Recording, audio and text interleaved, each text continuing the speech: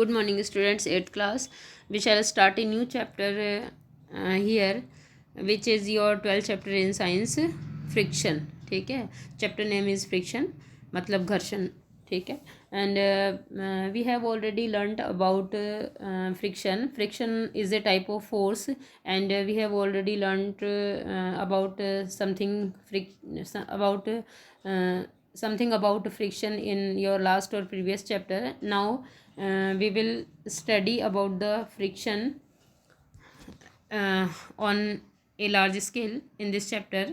So let's see the introduction of chapter. You might have seen a drive of a car or a truck slowing down the vehicle at the traffic signal. आपने traffic signal पर एक car, एक truck और vehicles को जो है वो उनकी स्पीड कम होते हुए देखी होगी, कम करते हुए देखा होगा. You to slow down your bicycle whenever needed by applying brakes. और जब कभी आप अपनी साइकिल के भी ब्रेक लगाते हैं तो उसकी गति जो है वो कम हो जाती है. Have you ever thought why a vehicle slows down when brakes are apply. क्या कभी आपने ये विचार किया है कि जब हम ब्रेक लगाते हैं तो व्हीकल्स जो हैं उनकी गति जो है धीमी क्यों हो जाती है. नॉट ओनली व्हीकल्स, केवल व्हीकल नहीं, any object moving over the surface of another object slows down when no external force is applied on it.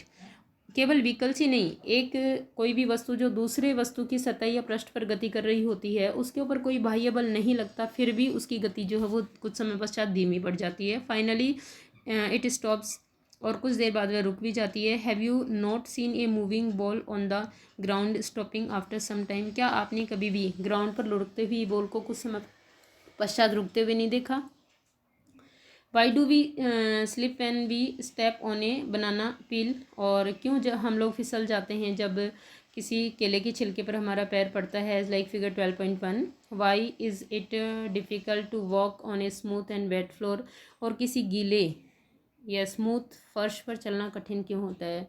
देखिए बनाना पील से किस तरह से बच्चा जो है, a boy falls down when the steps on a banana peel. एक बच्चा गिर जाता है, गिर रहा है जिस तरह से बनाना पील के ऊपर उसका स्टेप या पैर पड़ता है. You will find that answer to such questions in this chapter. इस तरह के प्रश्नों के उत्तर आप इस चैप्टर में प्राप्त करेंगे. So first topic is 12.1 force of friction, घर्षण बल. Activity 12.1 gently push a book on a table. Figure as like figure 12.2 a. आपको जो है वो चित्र 12.1 की तरह एक बुक को हल्का सा धक्का देना है टेबल पे. You observe that it stops after moving for some distance. आप देखेंगे कुछ दूरी पर जाकर ये किताब रुक जाती है. Repeat this activity pushing the book from the opposite side direction. ठीक है, अपोजिट डायरेक्शन. अब आपको इस किताब को जो है वो अपोजिट, यानी पहले धक्का दिया था उसके विपरीत दिशा से धक्का देकर करना है. As like figure 12.2 b. Does the book stop this time. क्या इस बार भी बुक रुक जाती है. This time too. Can you think of an explanation. क्या आप इसका एक्सप्लेनेशन दे सकते हैं, सोच सकते हैं, इसको एक्सप्लेन कर सकते हैं, समझा सकते हैं. Can we say that a force must be acting on the book opposing its motion. क्या हम ये कह सकते हैं कि इस तरह से वस्तु की गति को रोकने के लिए इसके ऊपर कोई बल लग रहा होगा.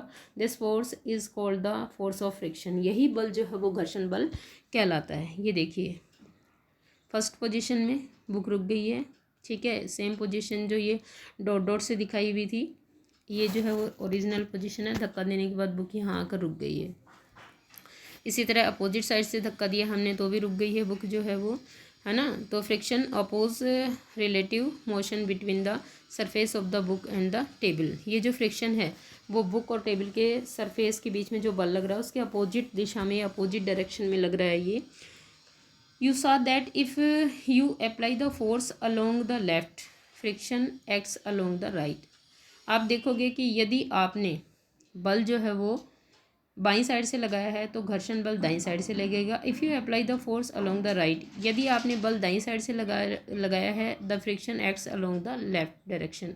तो जो घर्षण बल है वो कहाँ लगेगा, बाईं साइड. आप मतलब बल अगर दाईं साइड लगाओगे तो घर्षण बाईं साइड लगेगा, यदि आप बल जो है वो बाईं साइड लगाओगे तो घर्षण दाईं साइड लगेगा. ठीक है, यानी always friction acts to opposite side, acts in opposite side to applying your force. In both case, दोनों केसेस में या दोनों उदाहरणों में, the force oppose the motion of the book. जो बुक पर फोर्स लग रहा है उसके अपोजिट दिशा में फ्रिक्शन लग रहा है। The force of friction always oppose the applied force, और बुक के ऊपर जो बल लगाया जा रहा है उसके हमेशा विपरीत दिशा में ही फ्रिक्शन काम कर रहा है, या जिस किसी वस्तु पे जो बल लगाया जा रहा है उसके विपरीत दिशा में ही फ्रिक्शन या घर्षण बल काम करता है। इन द अबोव एक्टिविटी, ऊपर दिए गए क्रियाकलाप में the force of friction acts between the surface of the book and the surface of the table. जो बल लग रहा है घर्षण बल, वो बुक और टेबल के सरफेस के बीच कार्य कर रहा है। Friction is the friction the same और ऑल द सरफेस के, ये फ्रिक्शन जो है वो सभी सतहों में समान रहता है। Does it depend on the smoothness और the smoothness of the surface, क्या यह सरफेस की स्मूथनेस यानी चिकनाई पर निर्भर करता है? लेट अस फाइंड आउट, चलिए देखते हैं। Now next topic is factors affecting friction.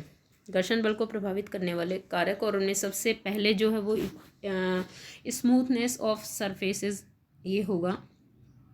Activity 12.2, tie a string around a bricks, pull the bricks by a spring balance. Figure 12.3, you need to apply some force, note down the reading on the spring balance. देखिए, कमानीदार तुला, हाथ से जो वजन नापने वाला कांटा होता है उससे आपको एक ईंट को बांधना है और टेबल पे या फर्श पे रखना है और धीरे धीरे इसको खींचना है। Down the reading on the spring balance when the brick just begins to move. जैसे ईंट सरकना चालू होती है वैसे ही कमानीदार तुला में पाठ्यांक नोट कीजिए। Gives you a measure of the force of friction between the surface of the bricks and the floor. इस तरह से जो कमानीदार तुला में पाठ्यांक आएगा वो आपको टेबल और ईंट की सरफेस के मध्य लगने वाले फ्रिक्शन बल को नापने में मदद करेगा, यानी फ्रिक्शन बल की नाप आएगी आपके पास। ए ब्रिक्स इज बिगिन पुल्ड बाय स्प्रिंग बैलेंस, यहाँ पर एक ब्रिक यानी ईंट को जो है वो कमानीदार तुला से खींचा जा रहा है। Now wrap a piece of polythene around the brick and repeat the activity. अब जो है वो ईंट के चारों तरफ एक पॉलिथीन की थैली बांधिए और वापस इस एक्टिविटी को रिपीट करिए। Do you observe any difference in the reading of the spring balance? क्या आपको कमानीदार तुला के पाठ्यांक में कोई अंतर नज़र आता है? In the above two cases, उपर्युक्त दो केसेस में या दो मामलों में, what might be the reason for the difference? इस प्रकार कमानीदार तुला के एक ही ईंट के वजन में अंतर आने का क्या कारण है? Repeat this activity by wrapping a piece of jute bag around the brick. अब की बार जो है वो एक जूट बैग को लपेटिए, यानी एक बोरी को लपेटिए या जूट के थैले को लपेटिए आप ईंट से, और फिर से इसको ट्राई कीजिए। व्हाट डू यू ऑब्जर्व, क्या आप क्या देखते हैं? Now we will see that what is spring balance. कमानीदार तुला जो है वो क्या है? Spring balance is a device, यह एक ऐसी युक्ति है used for measuring the force acting on an object, जो कि एक किसी वस्तु पर लगने वाले बल को नापने में काम आती है। It consist of a coiled spring which gets stretched when a force is applied to it. इसमें एक जो है वो घुमावदार कांटा होता है कह सकते हैं, या गुंडी होती है जो जिसको खींचने पर आपकी जो कमानीदार तुला है उसके स्केल में जो है वो अंतर आता है या आगे पीछे होती है। Stretching of the spring is measured by A pointer moving on A graduate scale. और जैसे ही हम लोग स्ट्रेच करते हैं इसको, जैसे इस घुंडी को हम लोग खींचेंगे वैसे ही इसके ऊपर कमानीदार तुला के ऊपर जो छपी हुई स्केल है उसके उसमें एक पॉइंटर होता है जिससे रीडिंग आगे पीछे होती है। The reading on the scale gives the magnitude of the force, और जितनी रीडिंग आगे पीछे होती है वो लगने वाले बल का जो है वो माप होती है। तो here is a spring balance and you will draw the diagram of spring balance and structure, write the structure of spring balance.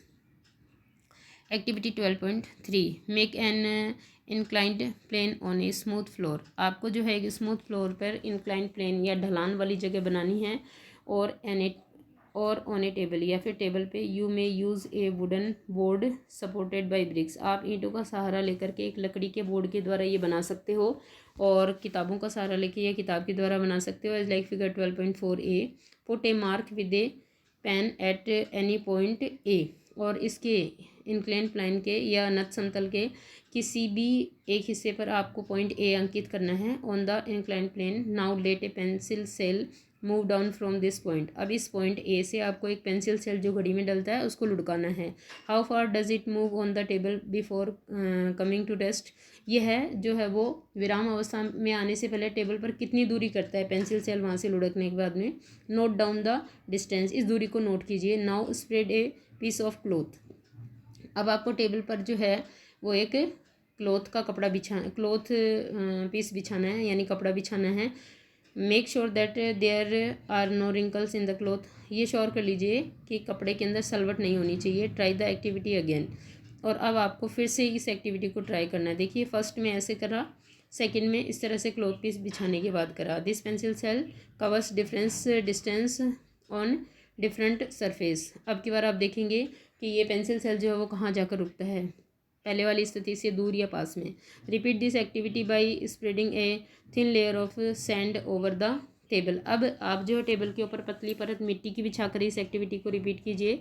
Maintain the same slope through out the activity. और सभी एक्टिविटी में जो slope बनाया आपने नत समतल का वो सेम ही रहना चाहिए, उसकी ऊंचाई में कोई कम या ज़्यादा नहीं करना आपको। In which case is the distance covered the minimum. कौन से केस के अंदर जो है वो सबसे कम दूरी तय करी पेंसिल सेल ने।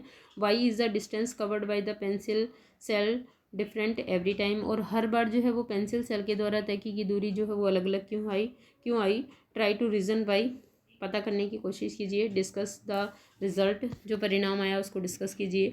Does the distance covered depend on the nature of the surface on which the cell move. Yes of course student, the distance covered depend on the nature of the surface on which the cell moves, because the nature of the surface is always affected to friction. Could the smoothness of the surface of the cell also affect the distance traveled by it। और क्या जो pencil cell की surface की smoothness है वो भी इसको प्रभावित करती है। So students, from here you will draw the diagram of spring balance and right its structure and first factor which is affecting friction you will write from here, which is nature of surface by this activity. Okay students.